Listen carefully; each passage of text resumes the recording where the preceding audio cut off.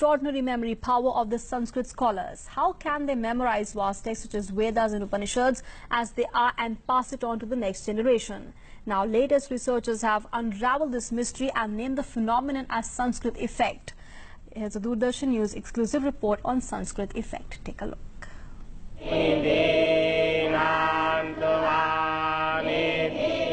Sanskrit, which literally means perfected or refined, is one of the oldest human languages.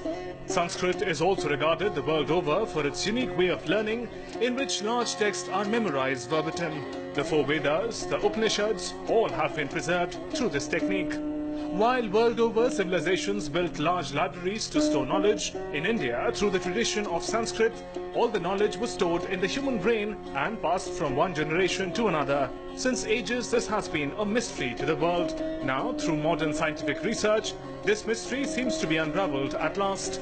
A study on Sanskrit effect, which has been reported in the journal Scientific American, has claimed that memorizing Vedic mantras enhances the brain regions associated with cognitive functions such as memory. The term Sanskrit effect was coined by American neuroscientist and Sanskrit scholar James Hartzell. Hartzell studied Sanskrit at Harvard and Columbia universities and cognitive neuroscience at the University of Trento. He discovered that memorizing Vedic mantras increases the size of the brain regions associated with cognitive processes.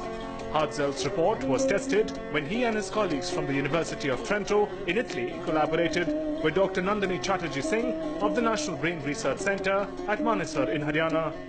This extensive research has established that through this unique memorizing technique used in traditional Sanskrit learning, brain's capacity significantly increases. What we did was we compared professionally trained Vedic pundits, Yajurveda pundits, from the Delhi area with carefully matched controls. And we found really large differences in their gray matter and cortical thickness between the two groups. So this is what's called a cross-sectional study. And cross-sectional studies show you that the phenomenon that you're interested in, so in this case we're looking, is there some relationship of the brain plasticity or the changes in gray matter that might occur from this practice? Can we see such a difference between, and the way you look for that difference is you compare the two groups. Brain के कौन से structures हैं वो बदले हैं औरों के मुकाबले, और यहाँ हम देखते हैं कि जैसे हम लोगों ने सोचा था कि हिपोकैम्पस या मेमोरी का वो हिस्सा जो है वो थोड़ा बड़ा हुआ था.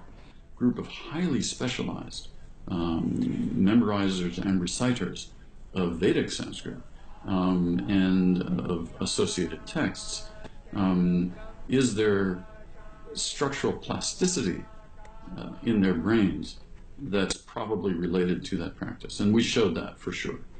We showed very dramatic differences in brain structure. Now we have a scientific evidence to prove why Sanskrit is called the perfect or refined language. Sunil Joshi's report, DD News.